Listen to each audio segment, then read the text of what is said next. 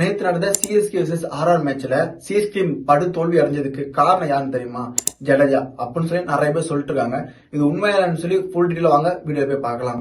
Actually நேற்று நடந்த மேட்ச்ல பார்த்தா வந்து MS தோனி வந்து பிளேயிங் லெவல் இல்லை, இன்னும் 2 வீக்ஸ் வந்து ஆட மாட்டாரு. மே ஸ்டார்டிங்ல தான் டீமுக்குள்ள வருவான்னு சொல்லி அனௌன்ஸ்மெண்ட் பண்ணியிருக்காங்க. ஸோ அந்த சுச்சுவேஷன்ல பார்த்தீங்கன்னா வந்து ஃபர்ஸ்ட் மேட்ச் பார்த்தீங்கன்னா வந்து சிஎஸ்கேக்கு ஆர்ஆருக்கு ஆப்போசிட்டா நடக்குது. ஆர்ஆர் டீம் வந்து ஒரு பலமான டீம் தான், ஏன்னா அது ஆப்போசிட்ல ஜக்கு சிஎஸ்கிட்ட ரொம்ப லாயல்ட்டியா இருந்த ஒரு பிளேயர், ரொம்ப லாங் வருஷமா இருந்தவர். ஸோ சஞ்சு சாம்சனை மாத்தி ஜடேஜா அந்த சைடு வந்திருக்காரு. ஸோ அந்த சைடு சஞ்சு சாம்சன் அடிப்பாருன்னு பார்த்தா அது சஞ்சு சாம்சன் அடிக்கல. ஸோ ஃபைனலி பார்த்தீங்கன்னா வந்து நிறைய விக்கெட் விடுபடும் வந்துட்டு இருக்கு. ஸோ நடுவில் ஜடேஜா கூட செலிப்ரேஷன் பண்ணா அவர் விக்கெட் பயங்கரமா செலிப்ரேஷன் பண்ணாங்க.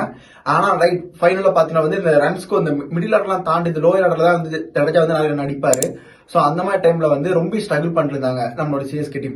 அப்படிங்கும்போது ஜடேஜா வந்து உண்மையை அழுதுட்டாரு. அந்த மாதிரி சீன்லாம் பார்க்கும்போது ரொம்ப மன கஷ்டமா இருந்துச்சு. ஸோ சோசியல் மீடியா வர மாதிரி சிஎஸ்கே டீம் தோத்துக்கு ஜடேஜா தான் காரணம் அப்பெல்லாம் கிடையாது. அது சரியா மேட்ச் அமையல, அவ்வளவுதான். ஃபர்ஸ்ட் மேட்ச் சரியா அமையல. ஸோ திரும்பி வந்து ஸ்குவாடை வந்து ரீயூனியன் பண்ணி பர்ஃபெக்டா ஆடும் நெக்ஸ்ட் மேட்ச் நம்பிக்கை இருக்கு. ஸோ ஜடேஜாக்கு சம்பந்தமே கிடையாது ஃபர்ஸ்ட் ஆஃப் ஆல். ஓகேங்களா? ஸோ இது மாதிரி மோர் ஐபிஎல் அப்டேட்டுக்கு நம்ம சேனலை சப்ஸ்கிரைப் பண்ணிக்கோங்க.